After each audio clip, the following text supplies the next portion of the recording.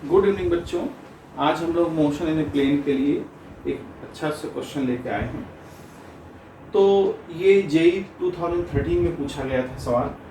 तो इसमें कहता है कि अगर मान लीजिए एक पार्टिकल है, उसको हम अल्फा डिग्री पे फेंकते हैं, यानी थ्रो करते हैं अल्फा डिग्री पे।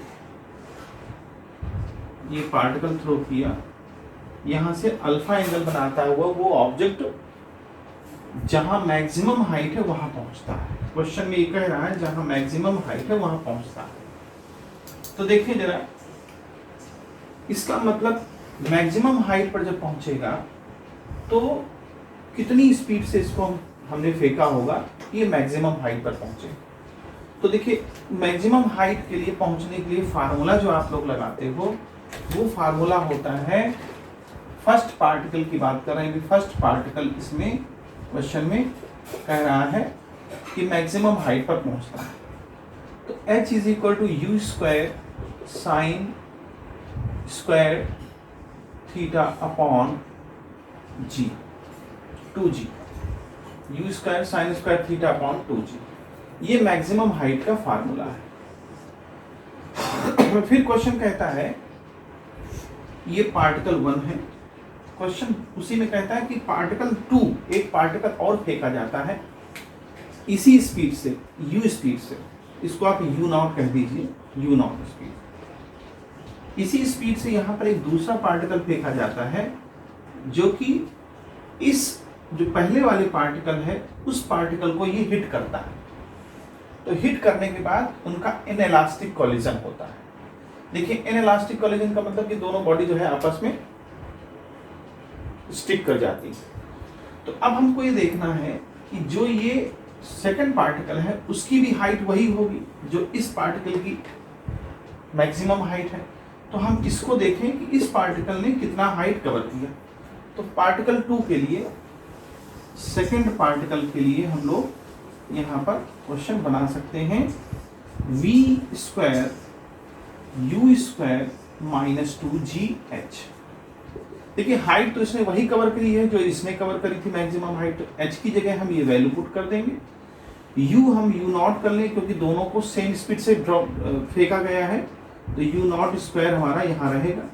2gh की वैल्यू क्या हो जाएगी, यहाँ वैल्यू पुट करेंगे तो u not square sine square theta, sine square alpha कर लें क्योंकि अल्फा हमने माना है, अल्फा अपॉन 2g।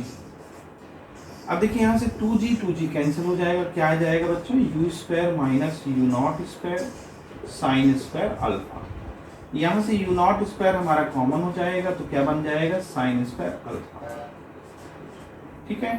तो अगर हम यहाँ देखें तो 1 माइनस साइन स्क्वायर अल्फा किसके बराबर होता है, कॉस स्क्वायर अल्फा। अब चूंकि यहाँ स्क्वायर रूट लेना है तो हमारा v क्या आ जाएगा, यू नॉट कॉस अल्फा। इसको हम v2 कर लें क्योंकि ये वाला पार्टिकल 2 है तो इसकी जो है फाइनल स्पीड यहाँ पर v2 हम लोग मान सकते हैं। ये पहले ही हमारी एक चीज बन गई। ये वाला पार्टिकल, इसकी फाइनल स्पीड यहाँ पर क्या हो जाएगी, v2। अब देखिए, ये जो पार्टिकल है जिसको हमने किसी एंगल पर फेंका था, तो आपको अच्छी तरह पता होना चाहिए कि जब मैक्सिमम हाइट पर ये वाला पार्टिकल जाएगा तो इसके पास सिर्फ हॉरिजॉन्टल स्पीड रहेगी। इसको v1 कह सकते हैं, हॉरिजॉन्टल स्पीड। सिर्फ हॉरिजॉन्टल स्पीड रहती है, वर्टिकल वहां पर मैक्सिमम हाइट पर खत्म हो जाती है। तो यहां पर जो हॉरिजॉन्टल स्पीड है वो कितनी होगी, यू नॉट कॉस अल्फा ये होती। ये थ्योरी में भी आपने पढ़ा है कि चूंकि यहां पर इसके दो कंपोनेंट होते हैं, यू नॉट कॉस अल्फा और यू नॉट साइन अल्फा। अगर हम इसको u नॉट से फेंकते हैं तो u नॉट कॉस अल्फा और u not sine alpha. u not sine alpha तो पूरे ट्रेजेक्टरी में बदलता रहता है, लेकिन u नॉट कॉस अल्फा पूरे ट्रेजेक्टरी में चेंज नहीं होता है। तो ऑब्वियस सी बात है कि मैक्सिमम हाइट पर भी यही हमारा एंगल रहेगा फाइनल, और इस वाले का फाइनल वेलोसिटी v2 रहेगी जो हमने ये निकाली। तो देखिए, आपके पास क्वेश्चन में पूछता है कि जो पार्टिकल का जो कोलिजन है, कोलिजन के बाद उनका क्या एंगल बनेगा, ये जब उनका जो मोमेंटम होगा उस मोमेंटम पर क्या एंगल बनेगा जब वो स्टिक हो जाएंगे। तो देखिए हम मान लें, अब ध्यान से समझिए, बहुत ही आसान है। यहाँ पर ये वेलोसिटी है हमारी और इसकी वेलोसिटी भी देखिए यही आई है u नॉट कॉस अल्फा। ठीक है, अगर इन दोनों का एक रिजल्टेंट v हम मान लें तो आप देख सकते हैं यहां से हम एंगल फाइंड कर सकते हैं।